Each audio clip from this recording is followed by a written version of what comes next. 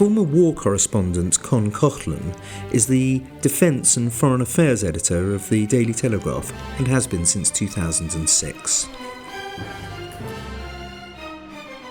Con, you're the, I think it's fair to say, veteran Defence and Foreign Affairs editor of the Daily Telegraph, because you've been holding those roles since 2006 and you followed the great, much lamented Sir John Keegan. What was it like working with John? John was wonderful. John was my mentor. And I got to know John. John joined the Telegraph in the sort of late 80s when I was a foreign correspondent, working mainly in the Middle East. But I really got to know him covering the First Gulf War when I was embedded with the Desert Rats in Saudi Arabia. You might just remind our listeners, many of whom are American, who the Desert Rats are. The Desert Rats is an elite British brigade which fought with distinction in the Second World War in North Africa and were deployed as part of the US-led coalition to remove Saddam Hussein and the Iraqis from Kuwait in the summer of 1990. So the Desert Rats worked under General Norman Schwarzkopf, the coalition leader. And as a young journalist, I was embedded with them. I was a fully accredited war correspondent with the Desert Rats. And during that time, John was back in London doing the commentary and the analysis, and we worked quite closely. And we became friends. And after the war, I sat down with him over lunch and talked him through what I'd seen, which was useful to him. And of course, I had the benefits of his great analysis and his ability to put what had just happened, what I'd seen up close and personal, he put it into the proper historical context. And from that moment, we became friends. And I worked very closely with him. And when I started writing books, he was very supportive and encouraged me and supported me. And that friendship lasted until he died. And you've actually already by that stage had encountered famous historians. You were taught history at Oxford by Simon Sharma, weren't you? What was that like? Well, that was an interesting experience because back in the early 1970s when I was studying history at Oxford, the syllabus was rather dry and boring. And Simon Sharma appeared at my college, Brasenose. He'd just won the sort of biggest first in the history of firsts at your old university, Cambridge, and he came in with quite a reputation. He was very demanding as a tutor. He made us write our essays the night before and read them, and so we were drilled.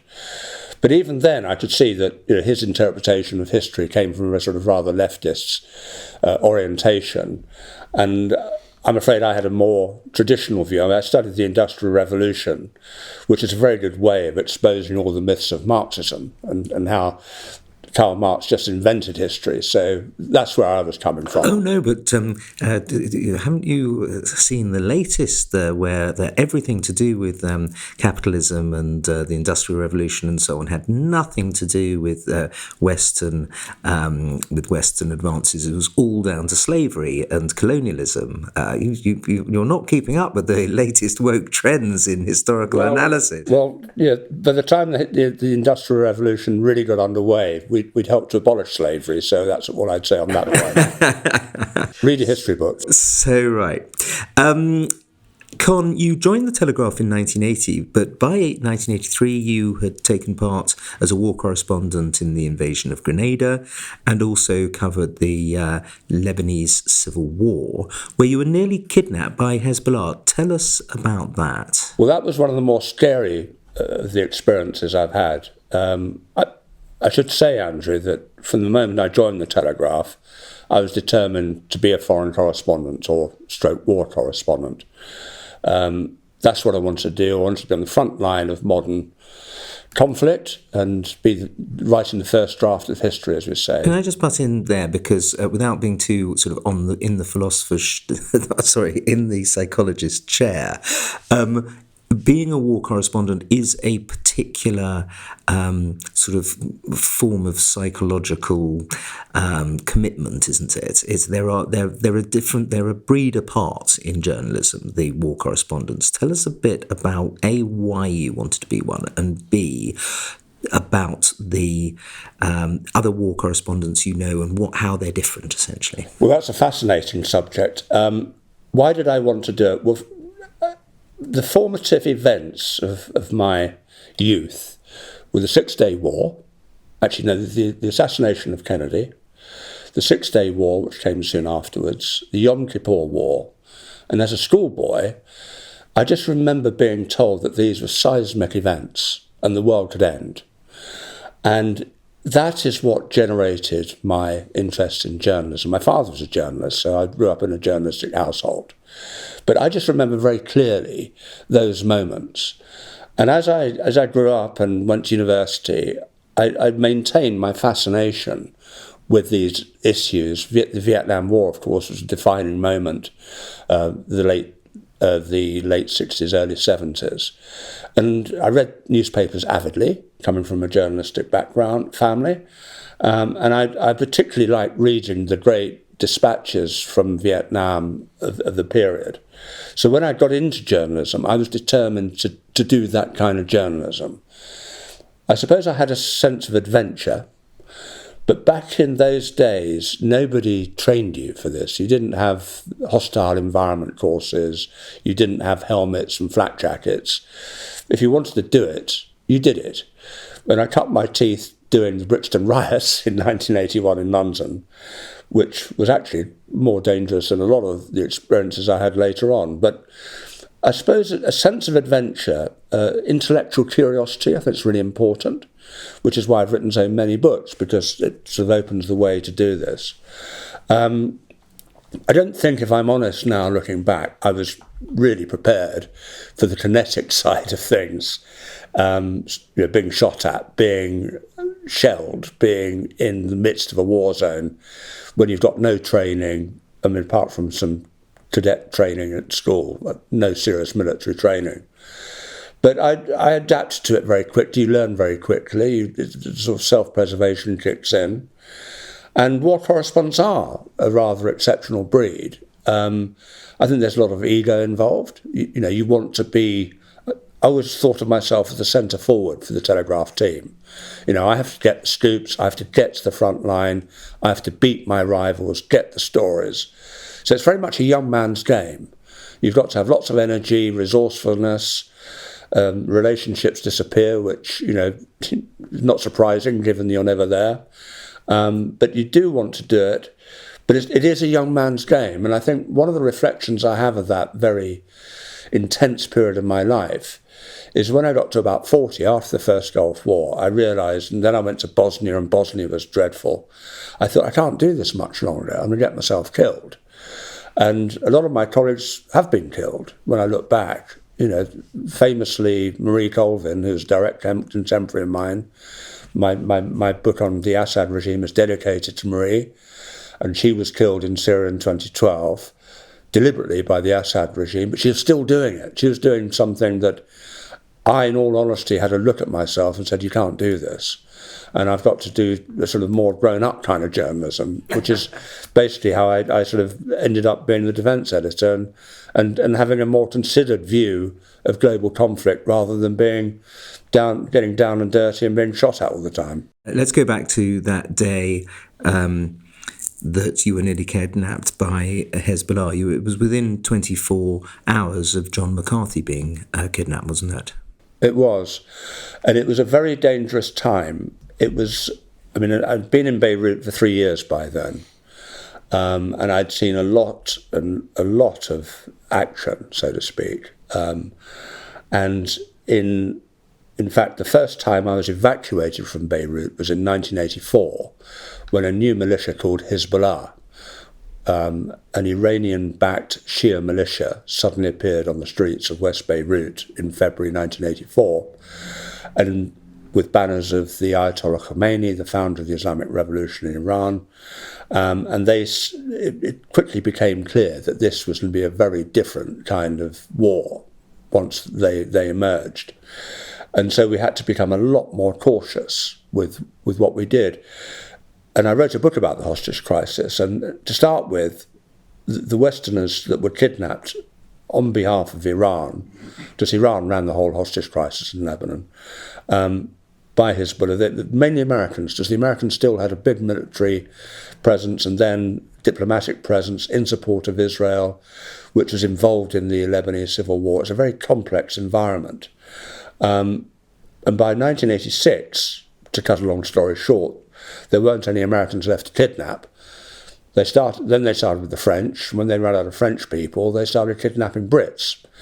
And in the run-up to that period, I think about a dozen Brits have been kidnapped in Beirut. And I'd actually sent a cable to my then editor, Sir Max Hastings, saying this is getting very dangerous and I should leave. And also that it looked like Reagan was about to bomb Libya, because the Libyans were supporting terrorism throughout the world. A bomb had gone off in a German nightclub. Gaddafi was blamed, and it looked like Reagan was going to take retaliatory action. And I got the message back that Reagan wouldn't be so stupid to bomb Libya. The hostage crisis was really fascinating. Please stay put. So, as a consequence, the only two British journalists left in Beirut in April 1986, the day before Reagan bombed Libya, this is important, it's all connected, were me and John McCarthy. And John had been there for only 10 days. He was having the time of his life. This like me, he wanted to be abroad. Which paper was he from? He was working for a news agency called UPI, and he was a TV producer. And he was full of enthusiasm, and he's a lovely guy. Good company. But I remember we had the most forlorn dinner imaginable on the Sunday night. Everybody had gone. The hotel was empty. Most of my colleagues, my rivals, had gone to Libya. And we were stuck there. And I just remember saying to John, if this goes off in Libya, this place is going to blow up, because I'd had 3 years' experience. And sure enough, we woke up the next morning, turned on our little transistor radios to hear the World Service. The Americans had bombed Libya, and Hezbollah and their associates really were out for revenge. And it's one of these things I've forgotten now, but that morning, from memory, 6 British hostages were killed. 2 of them, friends of mine from the American University in Beirut, who were killed. They'd been taken hostage, they were killed. There was a UN worker called Alex Collett. He was killed down in Sidon. And of course, having killed the hostages, they needed more. And that's when they came looking for me and John. And I'm afraid I'd already left. The moment I heard the news, I just disappeared, because I knew the score. Caught the next plane home, is it? Yeah, I didn't even check out the hotel, because I just said, I'm just going. But I then went down to Reuters to cable the office. And while I was there, I was buying some batteries for my battery-powered computer, which we all used in those days, the trusty Tandy, which someone described as the AK-47 of home computers. And while I was coming out the shop with my batteries, because I was then going to Libya, somebody put a gun in my face and said, "You British kidnap." And I started remonstrating with him, and he cocked the gun, said, "Well, I'll shoot you." And fortunately, somebody came into the shop who knew this kid and said, "You're not taking this man, because I know your father, and you'll be in deep trouble if you do anything to him." So we got out of this, and it was very hairy. And immediately after that, I went back into Reuters. I phoned John and said, "John, you've got to get out. This is really serious." And he said, "I'm thinking about it, but I've got to do some stuff for his company." And I said, "Well, I'm going. I'm out of here." And I left on the back seat of a car under a blanket with a lady journalist driving me, till she said Hezbollah would not stop us. And they did stop us. And she said, "You call yourself, people of Islam, and you're harassing a woman, let me through." And we got out. But John was there for how long? John was kidnapped the next day and was in captivity for 5 years. And I saw John when he was released. And he's, I gave him a hug, and he said, "Con, I've been thinking about what you said," in that very wry way of his, because he's a real old-fashioned English gentleman. And of course, I'd known his father, who died while John was in captivity. The whole thing was really miserable. Horrific. And I've always thought what a lucky escape I had. You have also written a book with probably the best title of any book I've ever heard, which is about Jerusalem, and it's called A Golden Basin Full of Scorpions. Tell us about that. Well, Jerusalem is one of my big loves. After when Beirut became too dangerous, and after my experience, the Telegraph decided since the Second World War, the Telegraph office had been in Beirut, Paris of the Middle East, and nest of spies, Kim Philby, all the rest of it. But Beirut became impossible after 1986, and so we had new owners. Conrad Black had just bought the Telegraph. Max Hastings had just become the editor. I'd inherited the job as Middle East correspondent. We had a discussion, and I said, well, we should open the bureau in Jerusalem. That's the epicenter of the Middle East conflict. You stand on the Temple Mount, look down, and you are standing on the divide between the Arabs and the Israelis. And there was some resistance from the old sort of Arabists of the Telegraph who said we should be in Cairo, but I persisted. So I developed this love of Jerusalem and its intricacies, and I got to know people of all persuasions on a very personal level. And then fast forward to the Oslo Accords, which is probably the last time that there's been a significant effort to resolve the Israeli-Palestinian issue. So they were announced in September 1993, and PLO leader Yasser Arafat, Israeli Prime Minister Yitzhak Rabin signed those accords on the White House lawn in front of Bill Clinton in 1993. And I went back to Jerusalem to cover all this. And at that time, and it's still relevant today, Jerusalem was a big issue within the framework of the peace process, such as it is. And even now you hear people saying, well, there's a plan to resolve the Gaza crisis, give the Palestinians some kind of state with East Jerusalem as capital. I mean, this issue hasn't gone away. So I then spent 3 years researching the issue of Jerusalem and put it in a historical context. And during that period, the whole Oslo Accords unravelled. First of all, Rabin was assassinated by a Jewish fanatic, and then the PLO was replaced by a new movement called Hamas, which undermined the attempts to implement the peace accords by blowing up lots of Israelis. When I was living in Jerusalem, it just wasn't possible to get on a bus down to Tel Aviv anymore. Hamas was blowing them all up. And when people look at what is going on today, let us never forget that the people who really blew up the peace process were Hamas. And just to answer your question quickly, so I'm writing the book in the midst of all this, and I had a very good friend of mine who's no longer with us, Father Jerry Murphy O'Connor, who's a cousin of the then Cardinal, and he helped me with the Christian research. And I said to Jerry one day, who's from Cork, I said, Jerry, I'm struggling for a title of the book.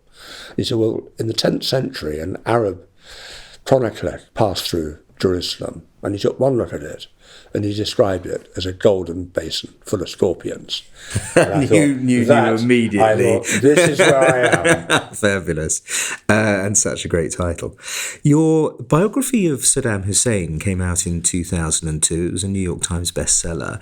And, of course, only months before the American invasion, the coalition invasion of Iraq. Tell us about that. Well, Andrew, as an author yourself, you'll know that timing is everything.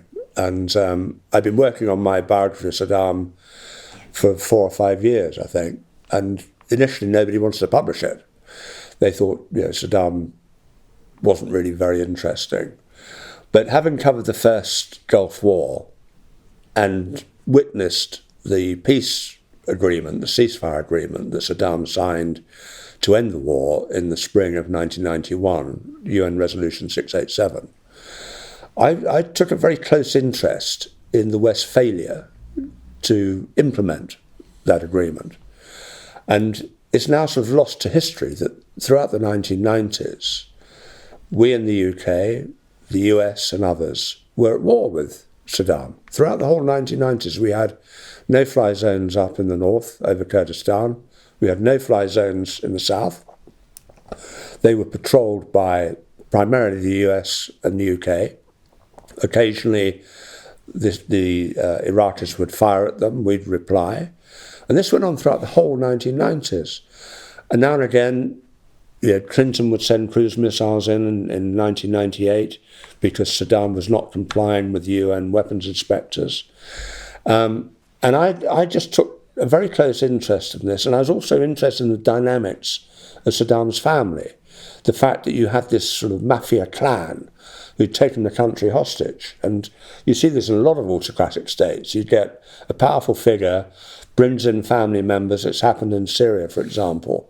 And they control the country. They have these very dedicated loyalist groups around them, the Republican Guard, the intelligence services, which sustain themselves in power. So this is how I came at the biography of Saddam Hussein.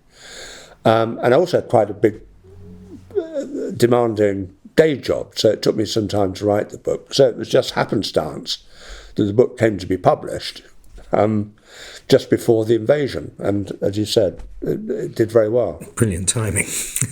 Time is everything. And then your next book was American Ally, about Tony Blair's personal and obviously military alliance with George W. Bush and America. What did you? You're a believer in the special relationship. You, like me, actually think that it has got an important part to play in defending civilization. Tell us about that book. Well, again, that I suppose that book was motivated by my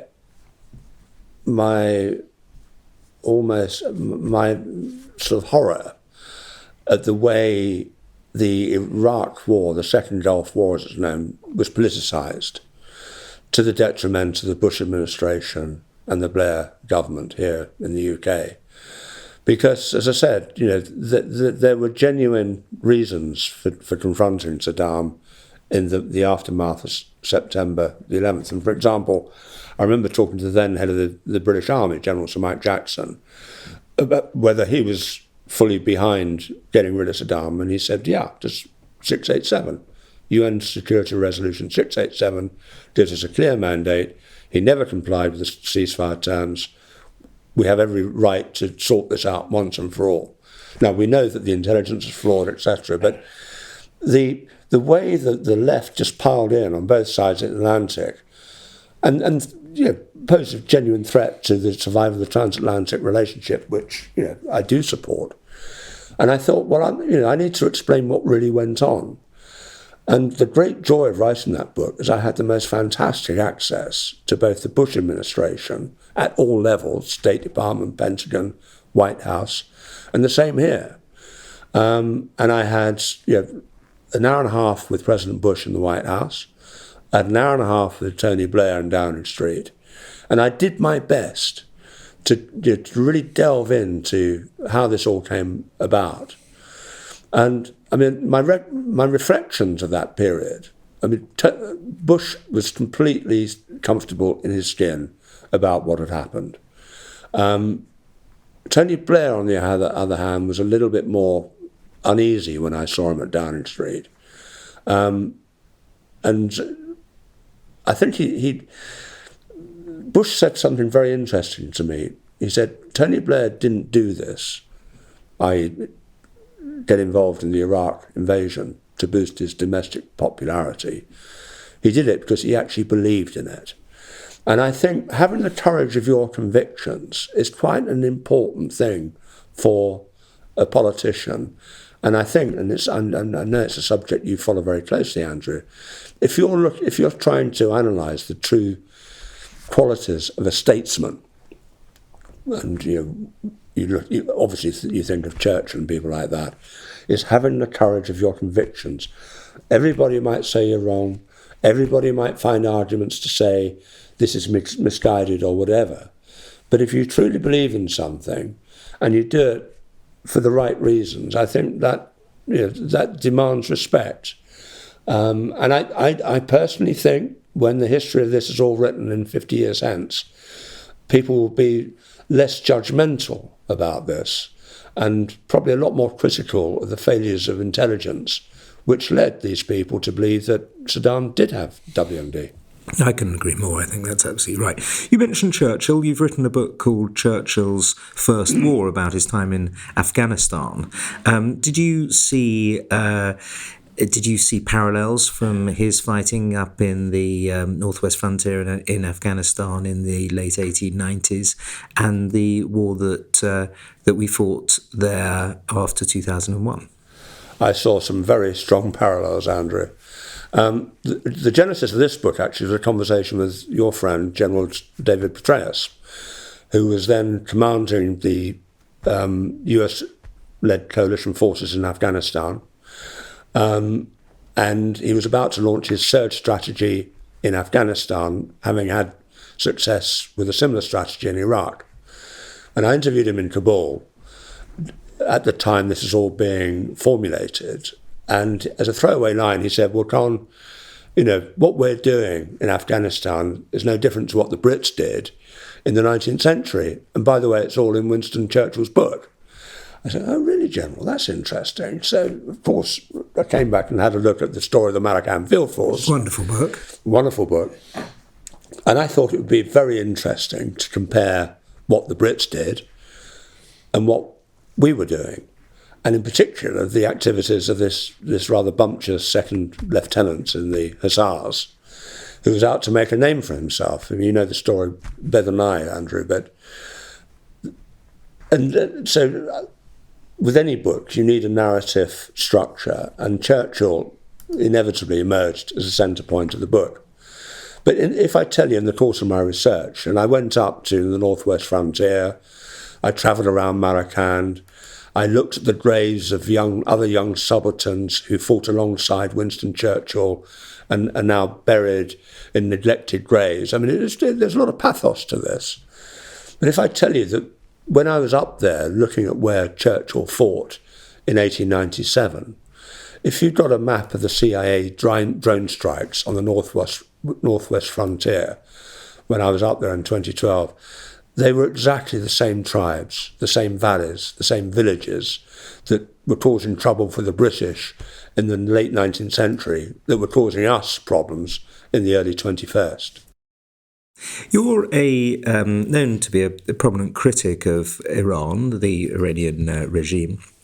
You wrote the book Khomeini's Ghost, and you've already mentioned in this interview how Iran backs terrorist organisations, classic example being Hezbollah, the one that nearly kidnapped you. Where are we with regard to Iran at the moment? What's the Western strategy like? The Western strategy is very confused, I think, Andrew, would be how I'd best describe it. I think we have these moments where we realise that Iran is a hostile state and threatens our own interests here in the UK, in America, in Europe. And, for example, there's been a wave of Iranian-backed terrorist attacks throughout Europe in the last decade. But the Western policymakers in London, in Washington, still seem committed to this idea that just by talking to the regime, you will encourage better behaviour, you will get a more constructive dialogue, you will get them to drop their antagonism towards the West. This is a conversation I've been having with Western policymakers for coming on 40 years. I mean, I remember talking to our then Foreign Secretary, Sir Geoffrey Howe, and when they were trying to get the hostages released from Lebanon, and he said, well, if you can just talk to the moderates in Tehran, we'll be fine. There are no moderates in Tehran.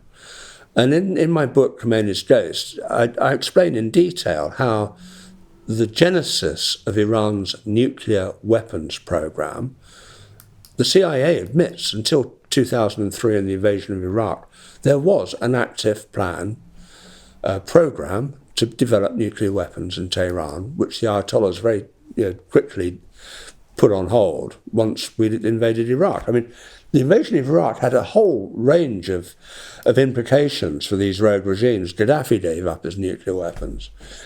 But the Ayatollahs are still obsessed with this. I mean, when things go badly for them in the current conflict, the first thing they do is say, right, now we're going to get our nuclear weapons out. So this represents, to my mind, a complete failure of Western policy. And the Biden administration, since it came into power, has focused very heavily on reviving the Obama administration's flawed nuclear deal, which Donald Trump pulled out of. But since then, the Iranians have advanced their nuclear technology to a level where it's now academic whether we have a deal, because they've got everything they need to build nuclear weapons. So this is a total failure. And I can only hope that with all the other things going on in the world, Iran is working with Russia to support the Russians in Ukraine. The Iranians and the Chinese are doing business. I mean, the Chinese keep the Iranian economy afloat by buying all their oil at a discount. You've got the North Koreans involved in this new, what people have described as a new axis of evil. It's time we woke up and saw Iran for what it is, and no more pussyfooting around trying to deal with moderates. The moderates built the nuclear weapons program when they were in power, Rafsanjani and all that crowd. They're now getting very close to having the ability to use those weapons, and we need to focus our minds on how we deal with that threat, and how are we going to get rid of this regime, which, let us not forget, the majority of the Iranian people would love to see the back of. Well, they are the moderates, aren't they, the Iranian people? Well, unfortunately, and you only have to look at the way they are oppressed whenever they raise their hands in protest against this dictatorial regime.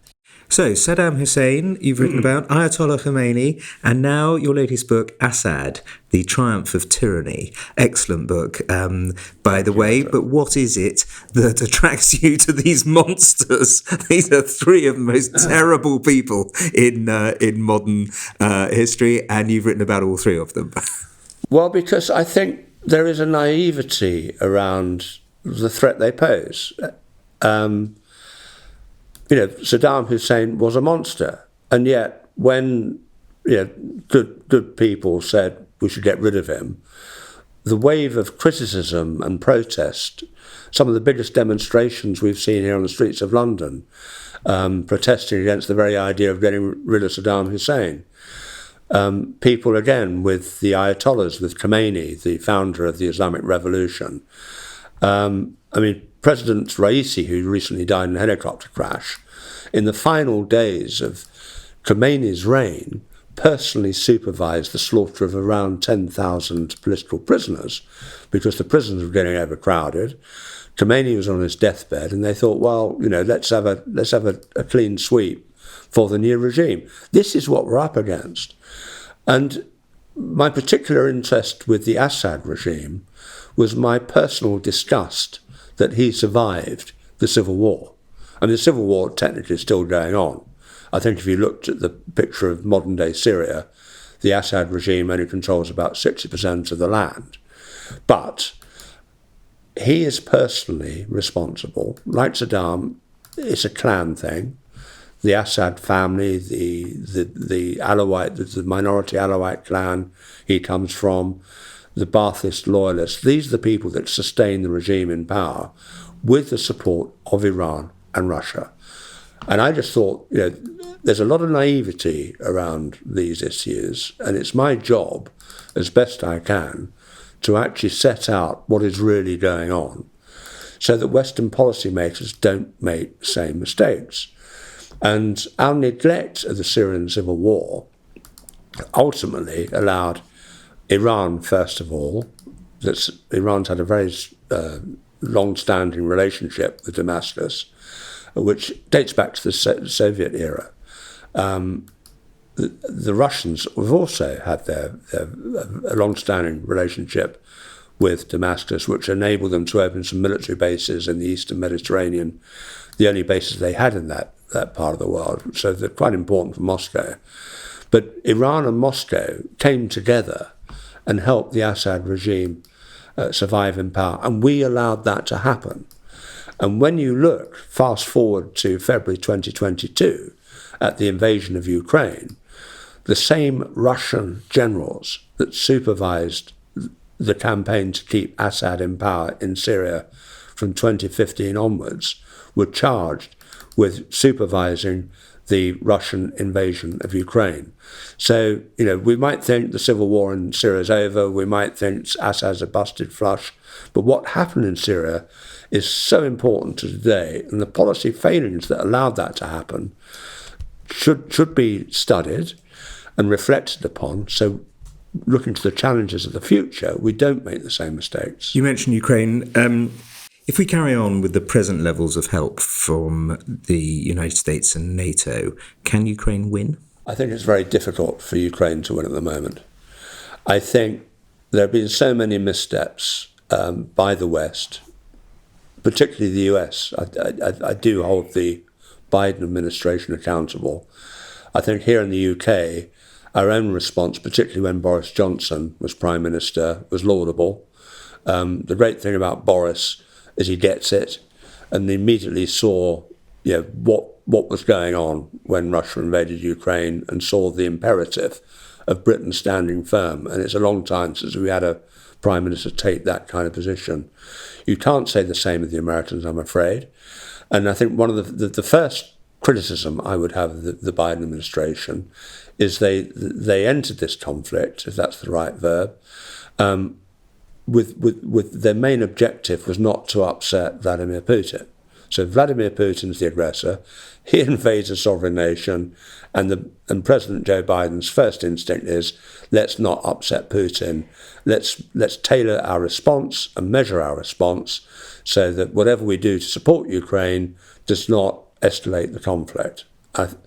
And it's only now that policy is being revised, because the Biden administration realizes that they've been making the Ukrainians fight with their arms tied behind their backs. The Russians regularly attack Ukrainian territory from Russian territory, but the Ukrainians are not allowed, or haven't been allowed, to attack Russian targets. That is changing. So that's the first thing. And of course the other thing, and the Europeans have also been very equivocal about their support for Ukraine, because they don't want to upset Russia. They want to sort of keep the gas pipes flowing. They want to do business with Moscow. And so the supply of weapons to Ukraine has been limited. And that has put the Ukrainians in a difficult position. The other point I would point out about the Ukraine conflict is it has exposed the paucity of Europe's defences. When we did decide to give Ukraine weapons to defend itself, we've quickly run down our stockpiles. This will be noted in the Kremlin, that for all the talk about NATO being a strong, resilient alliance, we've got a big summit, NATO summit in Washington next month, celebrating 75 years of the alliance. Are they really? Is NATO really fit for purpose? And I think from the Kremlin's point of view and Beijing's point of view, they will see that actually it's a bit of a paper tiger. You've criticised Joe Biden, but isn't it going to get worse under Trump? If he were to win the election, he has been threatening essentially to cut off all help altogether. I think American support for Ukraine is very much in the balance. I mean, the problem with Trump, and I obviously worked very closely with the Trump administration when he was in office, and I had good relations with Mike Pompeo, etc. So I know the Trump people very well, and a lot of these people are very closely involved in Trump's re-election campaign. And what Trump says and what Trump does can often be very different things. I think Trump believes, because it's his mindset, that all that needs to happen is to get together with Putin for a private chat, and they're sorted all out. The problem with that is I think Trump would be prepared to sacrifice large tracts of occupied Ukrainian territory, which would set a dreadful precedent, both for Western security and in terms of Putin's self-belief that by using aggression, military aggression, he can achieve his goals of recreating this new imperial Russian empire that he dreams of. Do you think it might also send the message to the CCP that aggression pays ultimately and might encourage them to attack Taiwan? I think that's very much a possibility. I think the moment you let aggressors get away with this kind of behaviour, the more they are encouraged to do so. The Chinese, I think, are far smarter than the Russians. I think the way Putin behaves is very analog. He sees something he doesn't like and he acts and biffs them, and it is very one-dimensional. The Chinese are a lot more subtle. Their ways of undermining the democratic foundations of Taiwan will be one option, as they did in Hong Kong, of getting their way, of reclaiming sovereignty over Taiwan.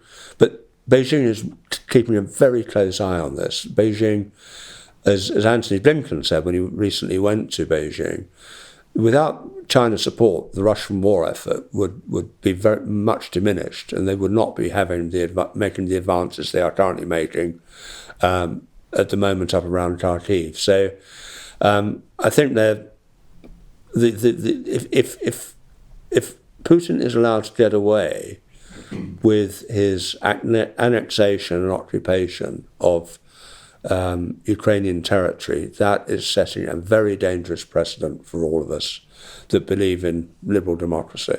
Turning to Gaza, there have been lots of calls for a ceasefire, but is there any hope of a meaningful ceasefire while Hamas is still in control of anywhere in Gaza? Not in my book. I said earlier in this conversation, when you look at the recent history of the so-called peace process, the one organisation that contributed most to destroying it was Hamas, with all their terrorist attacks. Hamas is a terrorist organisation. Hamas has committed the greatest act of terrorism in the history of Israel. Hamas cannot be allowed to remain in any shape or form in Gaza. Now, a very straightforward way to end the war would be for Hamas to just pack up and go home. But I'm sure the Taliban would look after them. They could find a refuge somewhere else. But they, in my view, they cannot survive as a military stroke terrorist entity, even as a political entity. And in fact, even the Qataris, who financed them and gave them safe haven in Doha, are getting tired of them because of their uncompromising policies and attitude towards the ceasefire talks. And then you look at people like Sinwar, the head of the Hamas group in Gaza. I mean, his main aim is that it doesn't matter how long it takes, but if they emerge from the rubble of Gaza as a force and can fire one rocket at Tel Aviv, that will be victory. That's what we're up against. That's what the Israelis are up against. So, I fully support what the Israelis are doing. And I also think that the idea that the Israelis are willfully committing acts of genocide, deliberately killing civilians. I mean, from my, I spent a lot of time with the IDF, the Israeli Defense Forces, in southern Lebanon and elsewhere over the years. That's not how they work. So let's just hope they can get the job done, because that's the easiest way to get peace in Gaza. And the other defence, I suppose, to the argument about genocide is that this war has, very sadly, killed about 1% of the people of Gaza.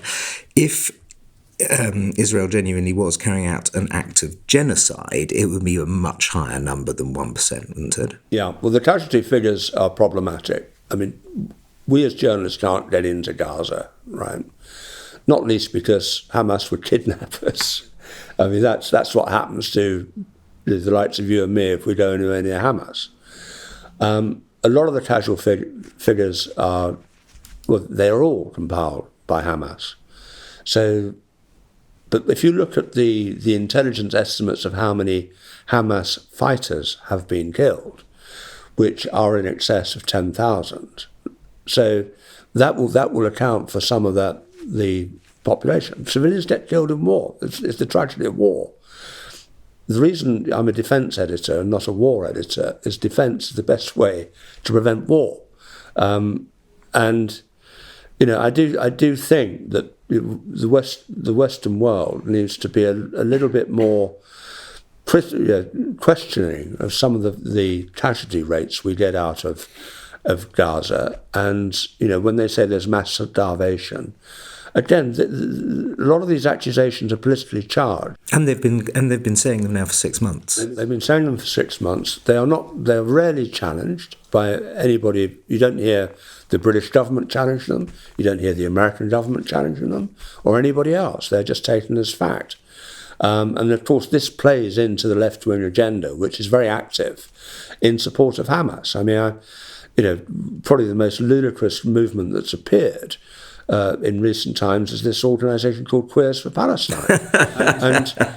and you laugh, but I mean, if they understood what Islamist terrorists do to people of that persuasion, an LBGT persuasion, chucking them off buildings, brutalising them, they are not their allies. What's the history book or the biography that you're reading at the moment? I'm reading a fascinating study of King Charles III, our new monarch, by Robert Hardman, who's been on the show, in fact, in the past. Yeah, well, Robert is a former colleague at the Telegraph and a friend, I should say, but he does have the most fantastic access to our royal court, and he's a trusted chronicler of the modern royal family. And his book, Charles III, really does have some brilliant insights into the making of our new king.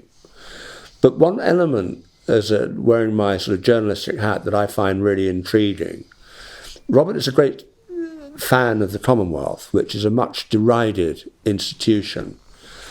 And at a time when Western democracy, liberal democracy, is under threat from these autocratic powers like China, like Russia, where we are in competition in parts of Africa and elsewhere with these new emerging powers, the role of the Commonwealth and the role of the king in keeping the Commonwealth together, I think, are vitally important. And what comes out loud and clear from Robert Hardman's biography of King Charles III is just how invested, just as his mother, Queen Elizabeth II, is deeply invested in the Commonwealth. And while it is the woke community say it was just a relic of empire, what's surprising about the Commonwealth is how many countries want to join it. If it really was a relic, people would be leaving it. Including ones that were never in the empire at all, like Mozambique and other things. Exactly. And how about your what if, your counterfactual? My counterfactual is going back to the Syrian civil war. And in August 2013, the Assad regime used chemical weapons against its own people.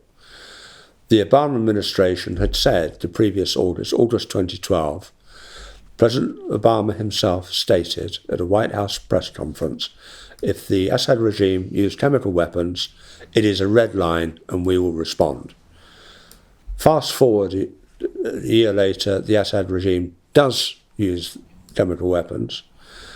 First of all, the Obama administration think that they will wait and see whether David Cameron will join them. David Cameron has a vote in the House of Commons on launching military action. He makes a very poor argument defending this kind of military intervention. He loses the vote. That gave Obama the excuse he was looking for, because he never wanted to follow through on this, not to take any action. Obama's sophistry was to say, when I spoke about a red line, it was a red line for the world, not for the US, which I think is... But the reason this is a what-if moment is I do believe it was possible for us to take some kind of military action. We did subsequently, actually, under Theresa May and Trump. We did launch missiles when the Assad regime did again use chemical weapons. But by not acting in 2013, by not standing up and supporting our declarations, we showed that the West was weak. And it is no surprise, Andrew, that within 18 months, the Russians had launched their first ever major overseas military intervention, something they'd never done before. It's all linked, and there's a strong link from the red line of 2013 in Syria to Putin's invasion of Ukraine in 2022. I remember that time very well indeed, and I wrote articles denouncing the Obama administration for taking that stance, and that debate in the House of Commons was shaming. Con Coughlin, veteran defence and foreign affairs editor of the Daily Telegraph, thank you very much for coming on Secrets of Statecraft. Well, thank you for having me, Andrew. It's been a pleasure.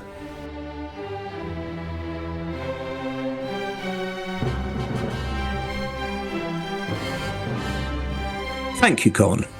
On the next episode of Secrets of Statecraft, my guest is Dan Hannan. Lord Hannan of Kingsclere is an author, journalist and politician. He's the vice chairman of the Conservative Party in Britain and was a member of the European Parliament for over 20 years.